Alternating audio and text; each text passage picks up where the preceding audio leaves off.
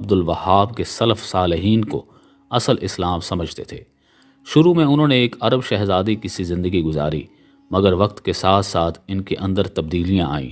1979 میں افغانستان پر Soviet union کی جارحیت کی خبر انہوں نے ریڈیو پر سنی۔ ابتدا میں انہوں نے افغان مجاہدین کی مالی معاونت کی، مگر کچھ عرصے بعد وہ خود اپنی تمام دولت اور اثاثوں کی پرواہ کیے بغیر میدان کارزار میں اتر آئے۔ اسامہ بن لادن نے شیخ عبداللہ عزائم اور دیگر عرب مجاہدین کے ساتھ مل کر سوویت فوجیوں کے دانت کھٹے کیے۔ اسامہ بن لادن بڑی تعداد میں عرب مجاہدین کو پاکستان لایا اور ان میں سے بیشتر پشاور میں قیام پذیر ہوئے۔ اسی دوران مصر کے حکمران حسنی مبارک نے اپنے ملک میں مذہبی انتہا پسند تنظیم الجہاد کے خلاف کریک ڈاؤن شروع کیا تو وہاں سے بہت سے جہادی بھاگ کر پاکستان اور افغانستان میں جہاد کی غرض سے آ بسے، اور ان میں سے ایمن الظواہری جو کہ جہاد کا ایک سرکردہ